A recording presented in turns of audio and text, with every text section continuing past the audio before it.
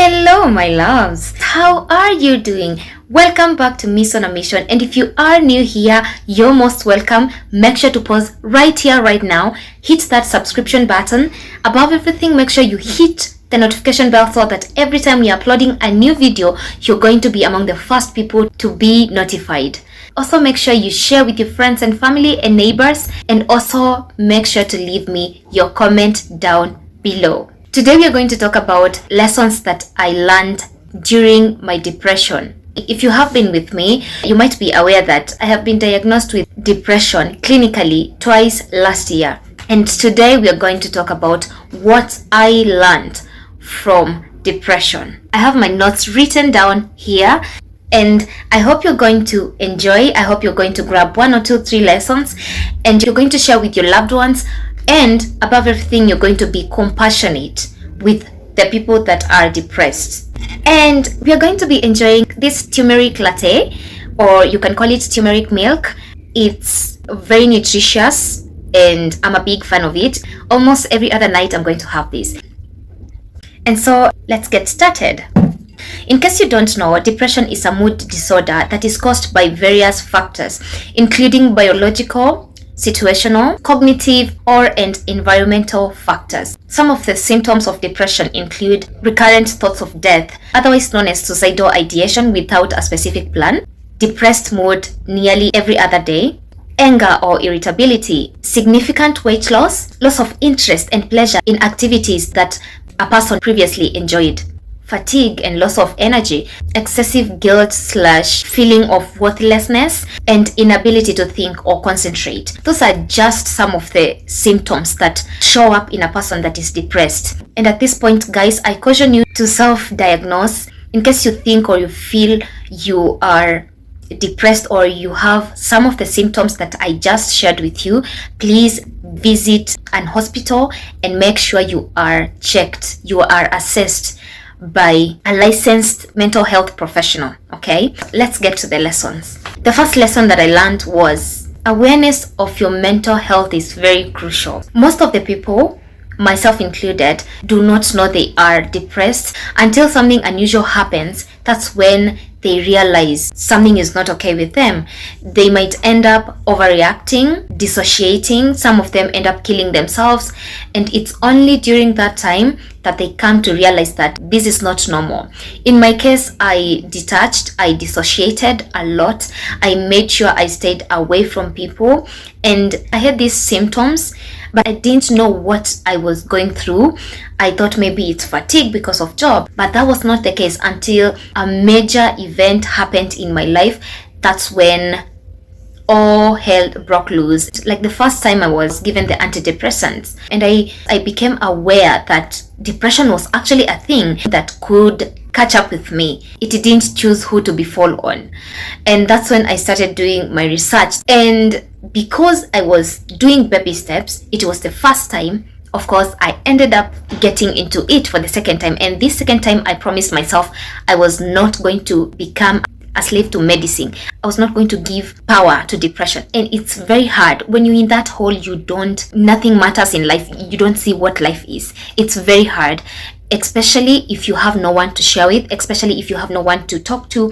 But if you're really committed to coming out of that hole, you're going to make it. For me, I think it takes mental strength, because everything, it's like there is this switch I managed to flip. And every time I have or I feel that I'm not okay and these are signs of depression, I switch it on and I turn inward, and that in return makes me become conscious, makes me become intentional, makes me become aware of what is happening and get hold of it and deal with it before it gets out of hand. The second lesson that I learned was no amount of work can help. The only help that you got, the only thing that can change the situation for you is yourself. They can give you all the antidepressants that they have, but it's not gonna work. It's not gonna help. You can go to therapy sessions as much as you want. You can have the best therapists in the entire universe. But if you have not decided as a person, at a personal level, to get out of that hole nothing is gonna help you. It even gets worse when you can't afford therapy, because therapy, again, it's not very affordable. And for me, it was tough, but changing my mind and making myself to interact with so much material and content about depression, how to curb it, how to deal with it, how to get out of it, and what you can do to make sure it doesn't come back after you have had a period of depression. It took all the mighty in me to be able to beat it. I'm not 100% okay. There are days I'm really depressed. There are days I'm fighting with it. But it's just like tiny sprinkles here and there of it. But because I'm aware of it, I'm able to move forward and not relapse. So the thing is, you reach a vital turning point when you really want to change.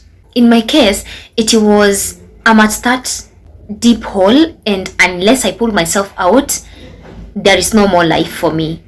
I had to do everything within my capacity to get out of that hole. And it's very tough because you are at a very desperate place and you have no one to hold your hand. So you have to decide either to sink or to get up and swim.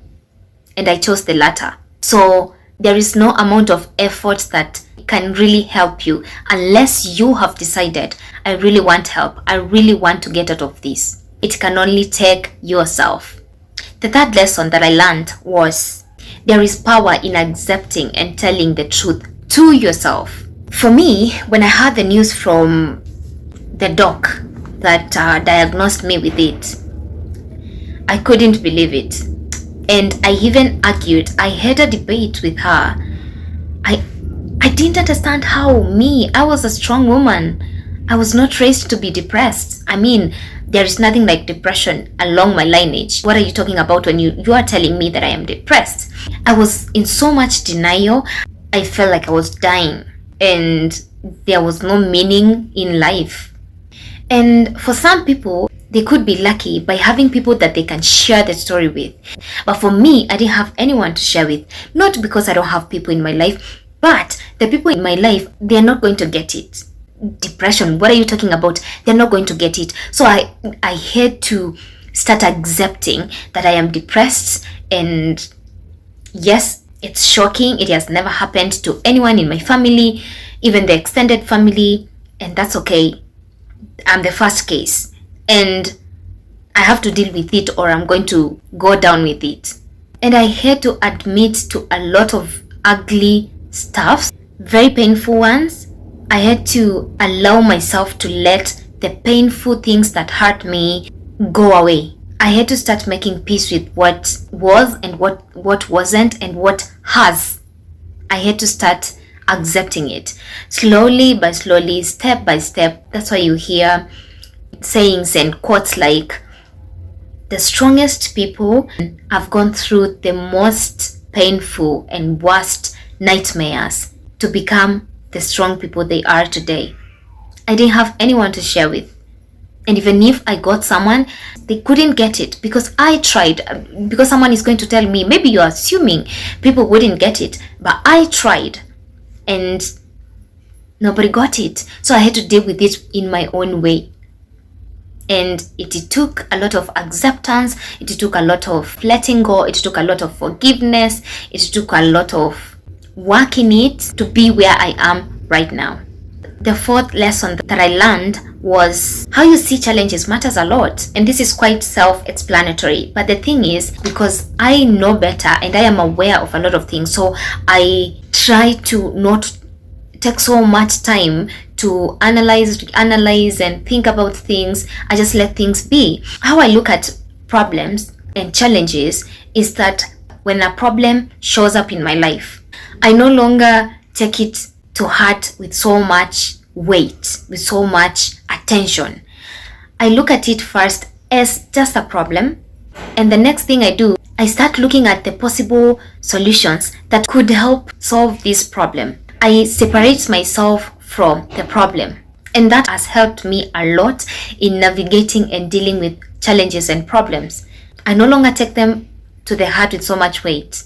This is just a problem. Is it solvable as soon as possible? No. What am I going to do then to make sure that it is solved? Is it in my control to solve? Yes or no? And then I take it from there. And the next thing, I look at it as my friend just lost a phone. God forbid, no one is going to lose a phone. My friend just lost a phone. And that is just that. That is my friend who has lost the phone. I am the one who is experiencing it. But this is the view. This is how I view it. The first thing I do is to view it from that perspective. And it has helped me a lot. And this is my hack when it comes to problems. Instead of seeing a problem as a problem and you start stressing about it, just see the opportunity in it. Imagine, just see the opportunity in it. I lost my phone. I'm going to have a couple of weeks to relax. So I'm being forced by nature or whatever to relax. I'm going to think of better ways. Think of the opportunities. Think of all the chances that scenario, that problem is giving you to deal with it. That's a hack I have been using since I knew better, and I'm sharing it with you because you are my people. You can try it out and tell me how it's going to work on you. The next lesson that I learned was not every call is mine to answer. Everybody's problem, it's not mine to solve. I used to take so much in everyone's troubles for as long as we are related in any way. Friends, family, associates, tell me your problem. It's mine. I would find myself having no time to think about my own problems and issues because I'm carrying all my family's problems. I'm carrying all my friends' problem. I'm carrying all my boss's problems. Not all of them, of course, for my boss, but I'm carrying so many problems for so many people. I don't have time to think about mine. And that was also because I was suffering from people pleasing, because I think that is how it should be, and I should be part of everybody's problem so that they can love me more, so that they can know I care, so that they can, and so what? And when I have a problem, who is going to come and help me carry my own? No one. So I realized that not every call is mine to pick. People, sometimes just let people deal with their own problems. If you're not around, guess what? They're going to find solutions. They're going to solve their own problems. So stop carrying so much and bringing so much baggage into your life that is unnecessary. Sometimes people actually don't want your solution. They just want you to know. They just want someone to listen to them. They just want someone they can share their problems with. And that's all they want. They don't want solutions. They don't want anything from you. And sometimes they are genuinely looking for a solution from you. So I learned that not every problem, not every call is mine to pick. The next lesson I learned was your close friends and family won't understand it, and that's okay. This was a blow at first, but right now I don't feel bad that people don't get it. Sometimes I listen to the people close to me telling me how they are feeling, and I just refrain from telling them that is depression, because I'm not a psychiatrist. I'm not a mental health professional. I had my own experience, and sometimes we can misdiagnose ourselves. We might be having almost or sometimes the same symptoms, but you might be suffering from something different from what I'm suffering from or what I have suffered from. You hear people telling you things, you can relate, but you don't want to actually tell them that is depression, that is anxiety, that is people pleasing, that is etc., etc. And most of the people, especially in our African setup, depression is still, right now at least, people are a bit aware, even parents are a bit aware about it, but still it's something that is uncommon. And I feel like we have the mentality of depression, anxiety shouldn't be of just anyone. It's for specific class of people, which is wrong. And some of the friends and family members, you're going to share with them that you're depressed, that you have been diagnosed with depression. And what they're going to tell you is, those are evil thoughts. Let's take you to the pastor. Let's take you to the priest. Let's pray for you. What are you talking about? You're just pretending. You're just acting up. You're just cooking stories so that people can show you empathy. They're going to tell you all these sorts of things. Others are going to encourage you to pray a lot. Others are going to tell you, do not overthink. To them, it's just, what are you talking about? This is not something that you're supposed to be suffering from. It's not something of people like you, people of your caliber. I learned that it's okay that they don't get it. You don't have to carry them with your heart and feel bad that my parents, my siblings, my friends are not getting that I am depressed. They don't get it. It's okay. They are not going to get it. They're not going to understand. And that is okay. That is a lesson that I learned, a very painful lesson. And by the way, guys, my earrings, honestly, I'm in love with them. They're so cute. I love them.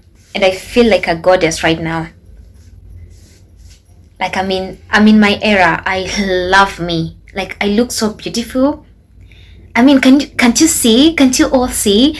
Tell me in the comment section if you love this look. Minimal look, but perfect. It's up to me to decide and choose how I'm going to relate to my family members and friends during these dark days, because they're not going to understand that I cannot interact, I cannot associate with them on those specific days because I'm struggling to get out of bed. My emotions are all over. I don't know what I'm feeling, and I don't want to see people. I don't want to talk to people. It's up to me to decide how I'm going to relate to my people, to set boundaries if they're going to listen. And if they don't listen, go ahead and do it. With time, they're going to catch up with you, because boundaries are not very much welcomed. It's not going to be easy, especially from people that you love, your family, friends. What are you telling us that we can't just pop up? What do you mean that we just can't call you? We just can't emotion dump on you? What do you mean? You have been listening to us every single time. So you'll have to decide how you're going to relate with your people when you are experiencing these moments. The next lesson that I learned was, you're not alone, but other times you're going to be alone. Like truly. What I realized is, you're not the only person that is depressed. And sometimes it just takes a conversation with a stranger, whether it's online, whether it's from work, wherever. And you're going to be shocked that they are experiencing exact thing that you are experiencing. And that interactive moment of sharing makes you feel like you belong to some sort of community. You have someone that really gets it to the core. And it's good because it's not obvious always that you're going to be depressed at the same time with the other person that you've shared with. Because I believe that if we share the same story, most probably we're going to be in communication. And the days that you're depressed, I am not depressed. And the days that I'm depressed, you're not depressed. So it's going to be free. It's going to be therapeutic for you to come to me with your baggage, to come to me with your emotions, to come to me with whatever you're feeling, and vice versa. But other times, you're really going to be alone. Because sometimes the other person is experiencing something worse than whatever you're experiencing. You might try reaching out to them and they're not available because they're also struggling. You're going to have to deal with that moment on your own. Your mental strength has to be very, very strong, because on these days, you're going to need it. Let me tell you, I've made long-lasting friendships from this experience of depression. And sometimes you share a story with someone thinking they've never experienced. You just want someone to listen to you, and to your shock, they become lifelong partner. They become a lifelong friend, and you come to realize that they have experienced the same thing. What is personal is universal. You're not alone. You're not alone, really. You are not alone. The next lesson I learned was, self-awareness is vital. Actively and intentionally learning about myself has helped me to find a better way to live and stay put when these days are around. I have learned to separate myself from my emotions. I have learned to name my emotions. I'm not having a bad day. I am overwhelmed. I am feeling angry. I am feeling fatigued. I'm feeling sadness. I am sad. And I go deeper. Why am I feeling sad? It started when 1, 2, 3 happened. It started yesterday, and because I assumed and because I didn't give it attention, I didn't deal with it then, it has brought me here. It's not a bad day. I am just sad. I'm just angry. And that has helped me. Sometimes I actually go to the mirror, name my emotion, and smile and tell it, you know what? I feel you, I see you, and I recognize you, but the day is a great day. The day is incredible. The day is good. And I feel better. I find something to enlighten the day. I separate the day from the emotion that I am experiencing. Why is it that when I am happy, I don't feel some type of way? I don't say it's a happy day. I'm happy. The day could be an ugly day, but when you're happy and it's an ugly day, the day is not going to mess you up. You're still going to be happy. So why is it that when I am sad, I'm not able to recognize that it's sadness? It's not a bad day. I'm just feeling sad. I'm just sad. I'm very self-aware, and people that are not working on themselves, people that are just there. They're not doing anything. They find it like a magic. It's not magic. It's work. If I tell you how much work I have put into it, you're probably not ready. And it's because, one, I have a history of mental disorder, depression. So that's why I can't just relax. And that's why you when you're talking to me, you're going to feel like she's incredible. I am not. I'm just a normal person who is devoted to self-growth and self-awareness and self-mastery and all that. So self-awareness is very vital, whether you're depressed, whether you've experienced it before or not. Guys, especially my ladies, please devote yourselves to self-discovery. Understand yourself. Put in the work. It comes in handy. Don't just be triggered by everything and anything. Putting the work so that when in any circumstance, you're very calm. Become a self-mastery. Master yourself. And the last lesson that I learned is depression doesn't make you stronger. Depression does not make you stronger. It breaks you and it softens you.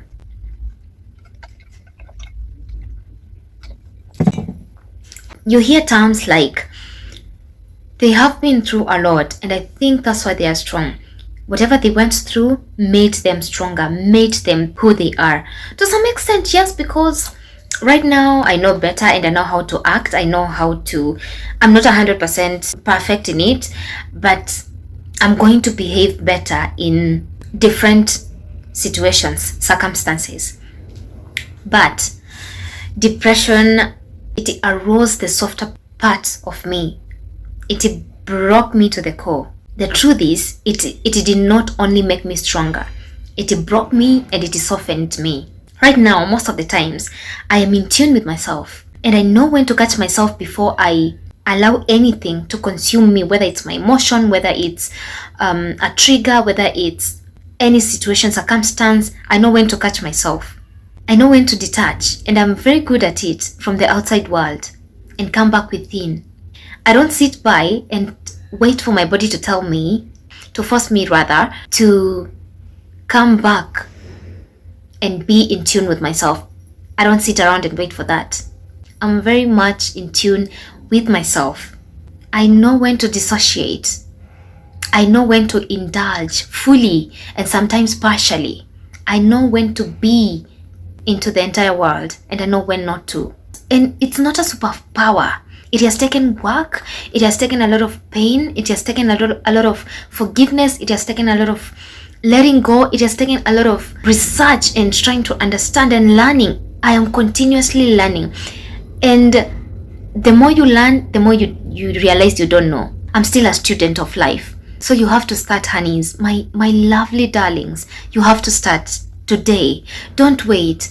Ask yourself, why is it that in certain situations you act in a certain way? Ask yourself, why are you feeling the way you're feeling? What is that you're feeling? And in my previous video, I talked about the fears and the excuses that we tell ourselves. Sometimes you think, I think I need to see a therapist or a psychiatrist, but I don't have the money, so I'm gonna sit and wait until I have that money so that I can be able to understand myself better. Why are you not reading things? Why are you not listening to YouTube videos about shadow work, about emotions, about anything, really anything? Why is it that why are you sitting down and letting life to decide how you're going to live every day?